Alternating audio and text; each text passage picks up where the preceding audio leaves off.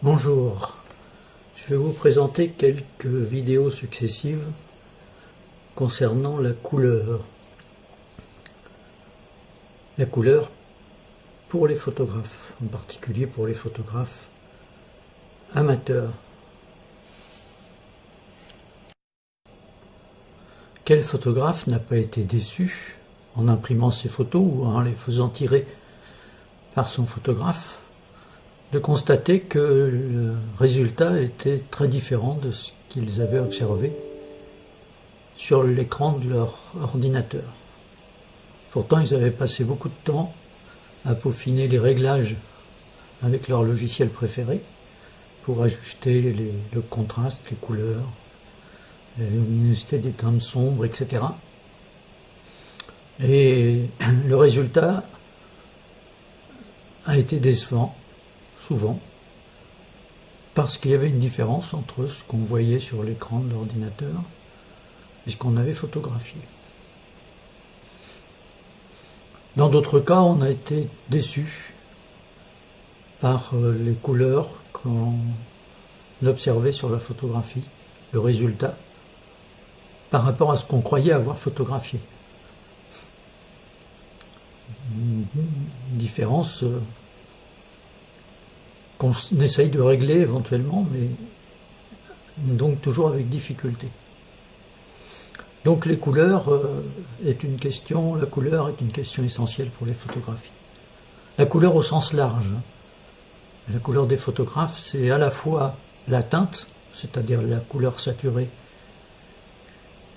une couleur saturée prise sur un cercle chromatique, c'est à la fois la luminosité, le fait d'avoir des teintes sombres ou très vives, et à la fois la saturation, c'est-à-dire s'approcher d'une couleur pure ou d'un gris. Un autre problème que rencontrent les photographes, c'est le réglage de l'appareil photo. Il y a des possibilités de réglage sur ce qu'on appelle l'espace colorimétrique. Et l'appareil photo propose souvent 2 espaces colorimétriques. À quoi ça correspond, lequel il faut choisir, quelle influence son choix sur le résultat. Beaucoup de questions se posent sur ce sujet. Et d'autres questions se posent au moment du traitement de la photographie. Au moment du traitement de la photographie, des logiciels comme Photoshop vont nous poser des questions et on ne sait pas toujours répondre. Voilà, nous sommes dans le logiciel Photoshop par exemple, et avant de commencer avec Photoshop, je vais réduire mon image, je la mets en haut à droite, ce qui permet de commencer. Première question indiscrète que pose Photoshop, c'est à l'ouverture. J'ouvre un fichier récent et Photoshop commence par me demander quel est le profil que je vais choisir pour cette photo. Est-ce que c'est le profil incorporé à la photo? Est-ce qu'il faut que je convertisse ce profil selon l'espace de travail?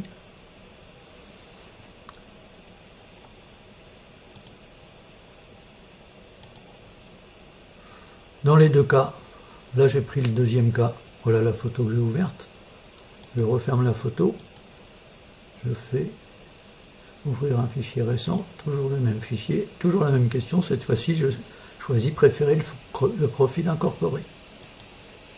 J'ai le même résultat. Donc la question que vous vous posez, c'est à quoi cela sert? Après il y a d'autres questions. Il y a d'autres questions au moment de l'impression, ou des questions attribuées à un profil. Le profil que vous avez choisi ne correspond pas à celui qui est exigé par votre club photo pour une présentation ou autre. Vous faites attribuer à profil et puis vous changez. Et là, quand vous changez, vous avez un nombre incroyable de profils possibles, lequel il faut choisir. Je fais de l'imprimante parce que je vais imprimer.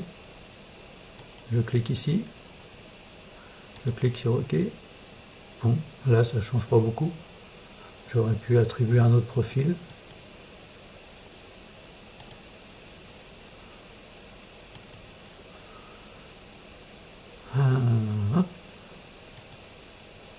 Ça change un petit peu. Oh. Là, je me retrouve avec des couleurs très saturées. Qu'est-ce qu'il faut choisir? Avant de répondre à ces questions, on va parcourir un peu les notions de couleur. C'est pour ça que j'ai décomposé mon exposé en 4 parties.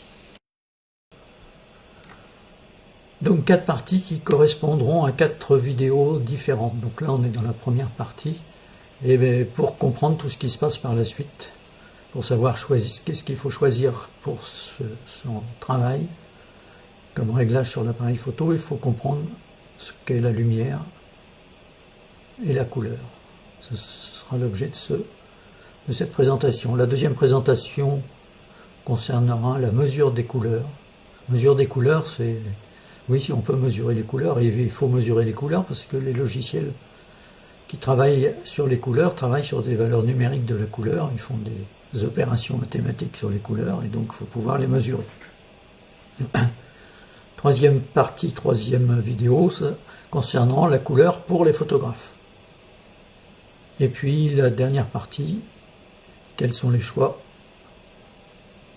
recommandés pour le photographe amateur.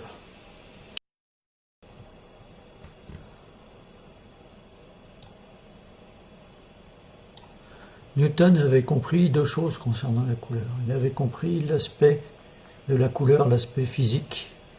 Il avait trouvé que la lumière blanche, par exemple la lumière du soleil, était composée de lumière de différentes couleurs.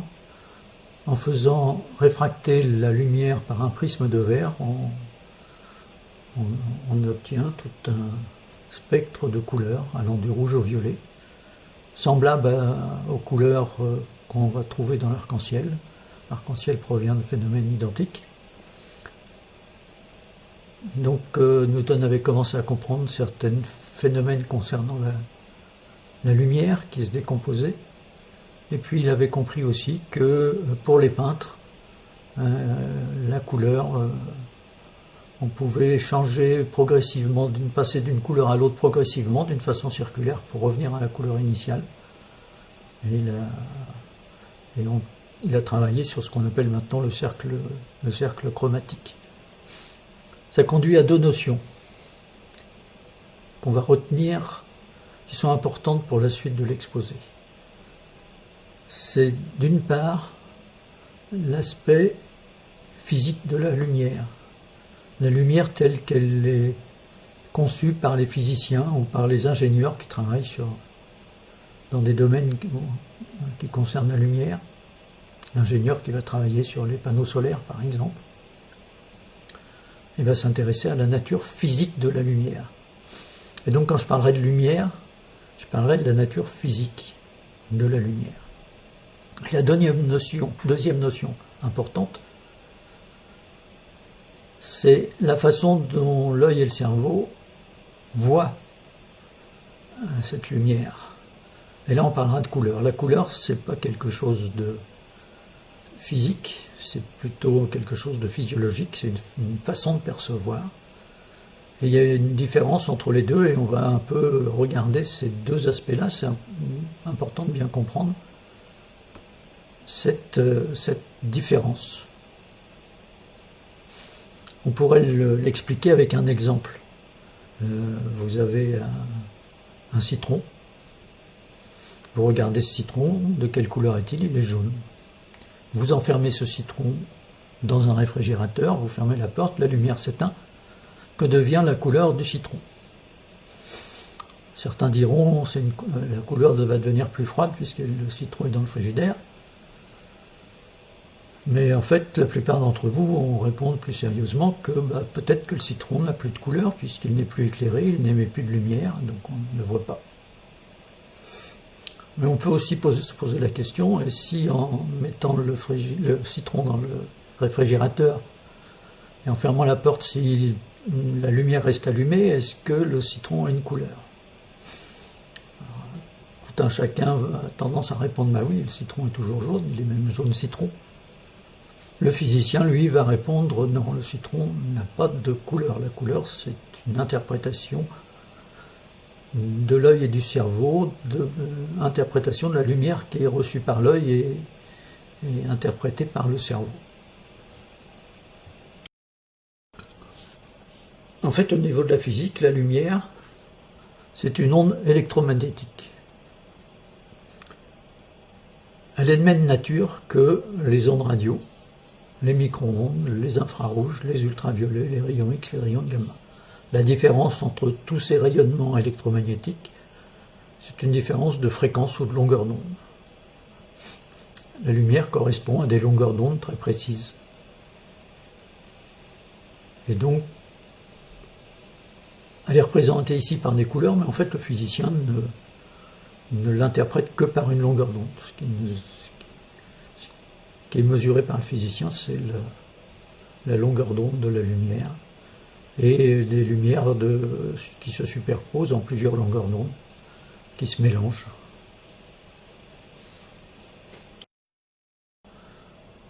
Alors la couleur, c'est la façon dont le cerveau va interpréter la lumière qu'il reçoit. Et il l'interprète parce que dans l'œil, il y a des cellules différentes, certaines sont appelées des cônes. Il y a des cônes qui sont plutôt sensibles aux lumières rouges et jaunes, des cônes plutôt sensibles au vert et des cônes plutôt sensibles au bleu. Voilà les courbes de sensibilité, des cônes bleus, des cônes verts et des cônes rouges. Il y a aussi des bâtonnets qui sont pas sensibles à la couleur, mais qui sont sensibles plutôt aux couleurs vertes, mais qui sont sensibles aux très faibles luminosités, ce qui nous permet de voir quand il fait très sombre. Mais à ce moment-là, on ne distingue plus très bien les couleurs. C'est la façon dont l'œil perçoit la lumière qu'il reçoit et la traduit par des impressions sur 3 grandeurs, rouge, vert, bleu, qui sont transmises au cerveau. Ça explique la façon dont on sait maintenant reproduire des couleurs de différentes natures à partir de 3 couleurs fondamentales. Si on a 3 projecteurs, façon projecteur de théâtre, l'un qui émet de la lumière rouge, l'autre bleu, l'autre vert, et qu'on superpose un peu les spots émis par ces 3 projecteurs, on va avoir des mélanges. Le vert et le rouge vont donner du jaune, le rouge et le bleu vont donner du magenta, le bleu et le vert vont donner du cyan. Le mélange des 3 va donner du blanc ou du gris selon l'intensité lumineuse des 3 projecteurs. C'est ce qu'on appelle la synthèse additive des couleurs. C'est la façon dont travaillent les écrans des ordinateurs. Il y a des petits éléments vert, rouge et bleu qui s'éclairent plus ou moins et qui vont donner l'impression de couleur. Il y a une autre façon de fabriquer de la couleur, c'est la façon des peintres, où lorsque le photographe imprime ses photos, c'est le fait de mettre des pigments colorés sur une page blanche. Et à ce moment-là, les 3 couleurs de base ne sont plus rouge, vert, bleu, mais sont les couleurs complémentaires précédentes, c'est-à-dire les couleurs de base, c'est le jaune, le magenta et le cyan. Ce sont les couleurs des encres que vous mettez dans votre imprimante. Et c'est le mélange de ces couleurs qui vont donner en complément du rouge, du vert et du bleu ou du noir quand on mélange les 3. Alors il y a bien souvent une cartouche noire complémentaire dans les imprimantes parce que le noir obtenu par mélange des 3 pigments précédents n'est pas très profond. Et donc pour l'améliorer, il y a en règle générale au moins une 4e cartouche. Pour les imprimantes haut de gamme, on a rajouté des couleurs complémentaires pour affiner le tout. Mais de base, on travaille comme ça. Donc la lumière est composée d'ondes électromagnétiques de différentes fréquences. C'est ce qu'on retrouve quand on décompose une lumière blanche à travers un prisme. On voit des couleurs différentes, chacune couleur correspond à une onde électromagnétique d'une fréquence particulière. Si je mets une fente très fine à cet endroit-là, par exemple, dans le vert, derrière la fente, je n'aurai plus que une onde électromagnétique, si la fente est très très fine, d'une seule longueur d'onde. Et cette onde électromagnétique d'une seule longueur d'onde, dans le verre par exemple, va être perçue, on l'appelle vert parce qu'elle va être perçue par l'œil et le cerveau comme étant verte.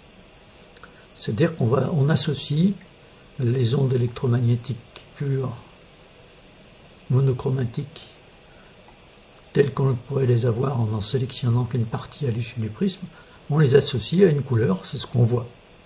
Et donc quand on associe les longueurs d'onde à des couleurs, c'est parce que c'est ce qu'on a vu en sélectionnant qu'une seule longueur d'onde derrière le prisme. Mais en fait, il n'y a pas proprement dit de couleur ici. Sur le plan physique, il n'y a que des ondes électromagnétiques. C'est le cerveau qui va percevoir des couleurs différentes. On se retrouve avec deux aspects.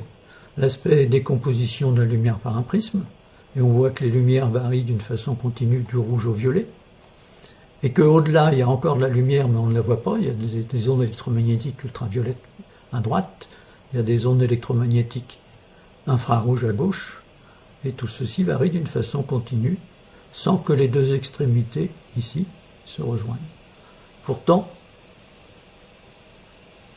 les peintres et les photographes savent bien qu'on passe d'une couleur à l'autre d'une façon continue. On peut le représenter d'une façon circulaire. On peut partir du rouge, aller au vert, et les couleurs se rejoignent. Quelle est la réalité? Ça, c'est la lumière, la couleur telle qu'on l'aperçoit. Et ici, c'est plutôt la lumière telle qu'elle existe physiquement. Eh bien, en fait, parmi toutes les couleurs du cercle chromatique, il y a certaines qui correspondent bien à la décomposition de la lumière par le prisme, donc aux couleurs de l'arc-en-ciel. On va du rouge au violet. Et puis il y a d'autres couleurs dans le cercle chromatique qui ne sont pas présentes dans cette décomposition, donc qui ne sont pas présentes dans l'arc-en-ciel, en particulier les pourpres, les magentas.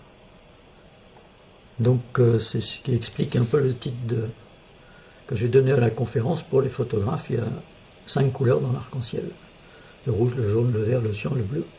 Le magenta n'est pas une couleur de l'arc-en-ciel. Et quand Newton avait voulu associer 7 couleurs à l'arc-en-ciel, il l'a fait parce qu'il a associé la lumière au phénomène sonore, et que en musique, il y avait cette couleur fondamentale. Donc il fallait retrouver le nombre 7 parmi les couleurs de l'arc-en-ciel, le nombre 7 étant un nombre un peu historiquement particulier. Donc la réalité physique de ce qui se passe, c'est la lumière. Si je mets ici, derrière le prisme, une petite cellule photoélectrique et que je déplace sa cellule, je peux mesurer l'intensité lumineuse reçue pour les différentes longueurs d'onde. Et cette mesure, je peux mesurer aussi bien d'ailleurs, si ma cellule photoélectrique est sensible aux ultraviolets, aux infrarouges, je peux faire cette mesure dans une large gamme. Et je vais mesurer l'intensité lumineuse contenue dans la lumière incidente ici. La lumière incidente est composée un petit peu d'ultraviolets, et puis beaucoup de longueurs d'onde correspondant au vert, peu de longueurs d'onde correspondant au jaune, beaucoup de longueurs d'onde correspondant au rouge, beaucoup d'infrarouge. Voilà par exemple ce qu'est la lumière issue d'un objet, si je l'analyse d'une façon physique. Ceci, on l'appelle un spectre en fait lumineux. C'est la répartition des intensités lumineuses en fonction des longueurs d'onde. Ça correspond à la réalité physique de ce qu'est la lumière. En fait, de tout ce spectre complexe et très riche en informations, le cerveau ne va retenir que trois informations. C'est l'importance du rouge, du vert et du bleu.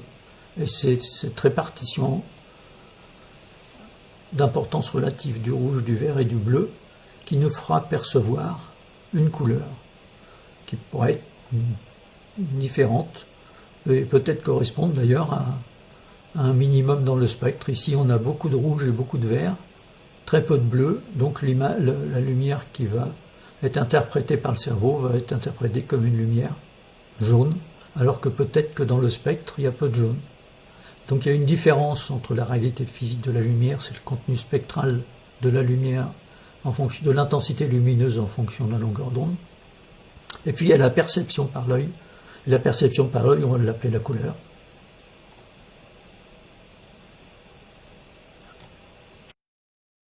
Alors ceci a une conséquence importante en photographie.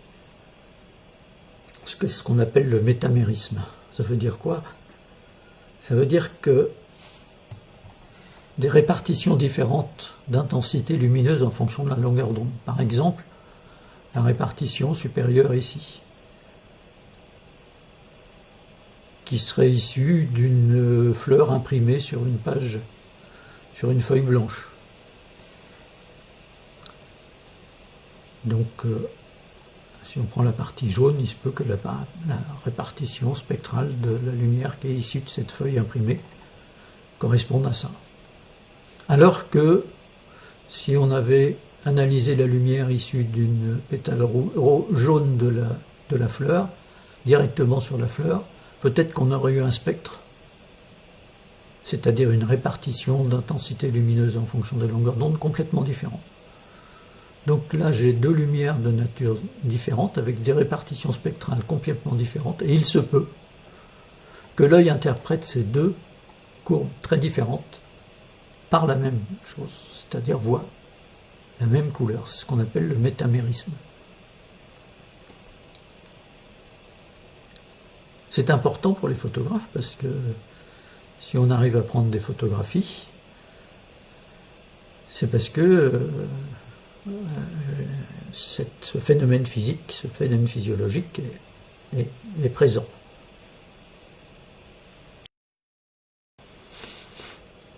Alors en fait, c'est un peu plus compliqué. C'est un peu plus compliqué parce que la lumière émise par la fleur, c'est pas la lumière qui provient de la fleur elle-même, c'est parce qu'elle est éclairée, par exemple par le soleil. Le soleil, lui, il a une répartition spectrale particulière, qui est celle-ci. Il y a des ultraviolets. Vous le savez, quand vous restez trop longtemps à la plage sous le soleil, il y a la lumière visible et il y a des infrarouges, on a l'impression d'avoir chaud quand on reste au soleil à cause des infrarouges. Donc le soleil, il émet cette répartition spectrale et la fleur, elle est éclairée avec cette répartition spectrale. Et la fleur, elle va absorber certaines longueurs d'onde et réfléchir d'autres longueurs d'onde. En particulier, elle va probablement absorber toutes les longueurs d'onde qui sont situées dans le bleu-violet, ici. Comme elle absorbe les longueurs d'onde qui sont situées dans le bleu-violet et réfléchit les autres longueurs d'onde, le spectre qui va être émis par la fleur est une combinaison des deux spectres précédents. C'est-à-dire, il y a le spectre du soleil, moins le spectre d'absorption, c'est-à-dire la fleur va peut-être émettre un spectre qui correspond à celui-ci dans lequel il n'y a pas beaucoup de bleu. Et le résultat va être interprété par l'œil comme étant, par exemple, du jaune.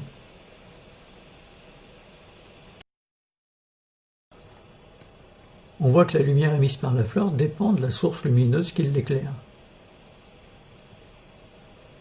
Et que si au lieu d'éclairer la fleur par le soleil, on l'accueille, on la rentre à la maison, on l'éclaire par une ampoule à incandescence, on ne verra pas tout à fait la même couleur.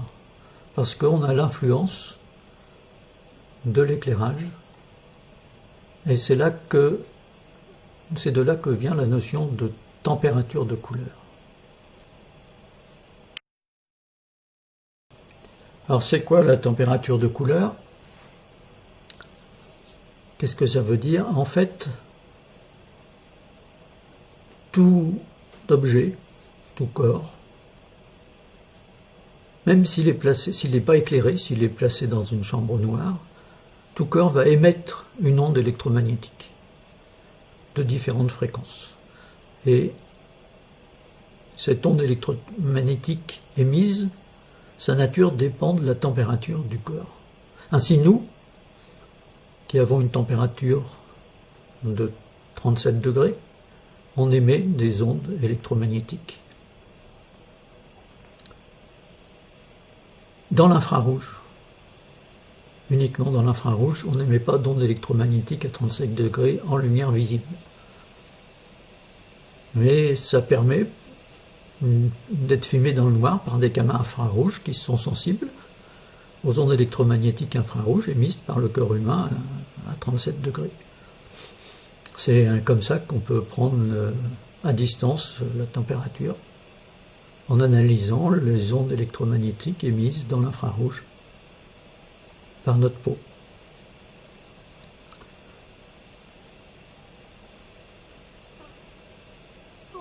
Le corps, l'objet qu'on analyse, qui a une certaine température, on va l'appeler un corps noir parce que on le place dans le noir, il n'a aucune source d'éclairage et il émet des ondes. Donc on l'appelle par défaut un corps noir parce qu'il n'est pas éclairé par quelque chose. Mais il n'est pas noir à haute température, puisque à haute température, tout objet va émettre des ondes qui vont être visibles par l'œil, c'est-à-dire va émettre un rayonnement électromagnétique dans les longueurs d'onde visibles. Ainsi, le Soleil, la température à la surface du Soleil est de 6000 degrés. Et donc le Soleil va émettre une onde électromagnétique composée de différentes longueurs d'onde, dont la répartition spectrale va de l'ultraviolet, passe à un maximum dans le bleu-vert et diminue. Donc ça, c'est le spectre émis par le Soleil. Une lampe à incandescente, qui va être température plus faible, 4000 ou 3000 degrés, va émettre des ondes lumineuses avec un spectre de répartition différente. On aura une lumière qu'on appelle plus chaude, elle est plus centrée vers le jaune et le rouge. Et cette répartition du spectre lumineux d'une source lumineuse, on l'appelle la température de couleur.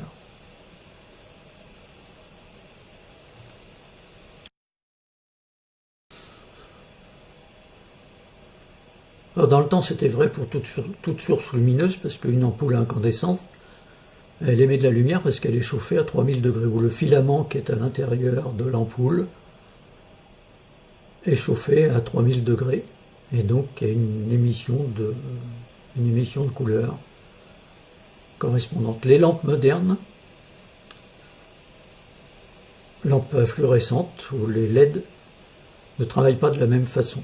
Elles n'émettent très peu dans l'infrarouge, elles sont beaucoup plus rentables, parce qu'il n'y a pas d'énergie perdue dans les infrarouges, alors que les lampes incandescentes, elles émettent surtout dans l'infrarouge, un peu dans la lumière visible, et les LED émettent que dans la lumière visible, mais avec une répartition spectrale de moins bonne qualité. Ça, c'est la répartition spectrale du Soleil, et un éclairement LED va être de moins bonne qualité. L'éclairage par une lampe fluorescente va être de très médiocre qualité, parce qu'il y a certaines fréquences qui n'existent pas. Et là, vous allez avoir des difficultés.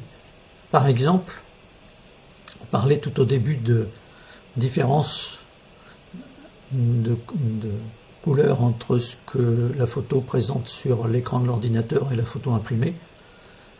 Alors si jamais vous vérifiez votre photo imprimée avec une lampe incandescente, une lampe fluorescente, pardon, la différence, elle n'est pas forcément liée au traitement de la photo, à l'imprimante. La différence, elle va être liée au fait que vous éclairez votre photographie imprimée avec une lampe de mauvaise qualité.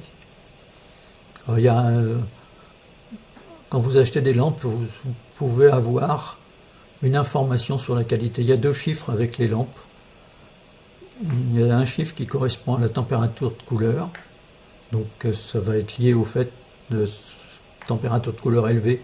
5000 degrés, on va s'approcher de la lumière du soleil. 3000 degrés, on va s'approcher des lumières incandescentes. C'est donc des lumières plus chaudes. Et puis il y a un deuxième indice, c'est l'indice de rendu des couleurs. L'indice de rendu des couleurs varie de 0 à 100, sans qu'on ait une répartition spectrale très bonne. C'est-à-dire que toutes les longueurs d'onde sont représentées. Et puis si on a un chiffre inférieur, c'est qu'il y a des longueurs d'onde qui ne sont pas du tout représentées. Alors en photographie, il faut essayer d'avoir, si vous voulez vérifier vos photographies, la qualité de vos photographies avec une lumière artificielle, essayez d'avoir un indice de rendu des couleurs de au moins 90.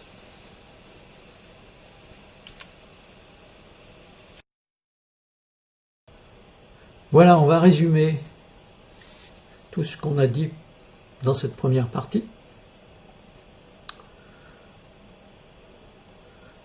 La réalité physique de la lumière,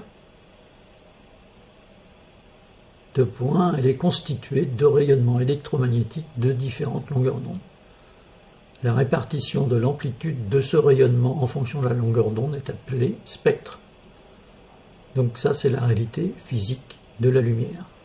Ce spectre dépend d'une part de la lumière qui éclaire l'objet et d'autre part de l'absorption par l'objet de cette lumière, plus ou moins importante selon la longueur d'onde. Toujours réalité physique. Il n'est pas question ici de couleur, on ne parle que de répartition spectrale. Et la couleur de cet objet éclairé n'est que la façon dont l'œil et le cerveau interprètent le spectre complexe de la lumière reçue, en le simplifiant considérablement par sa réduction aux 3 grandeurs, rouge, vert et bleu. Voilà, donc rendez-vous dans une deuxième vidéo où on va regarder comment on mesure les couleurs. Merci, à bientôt.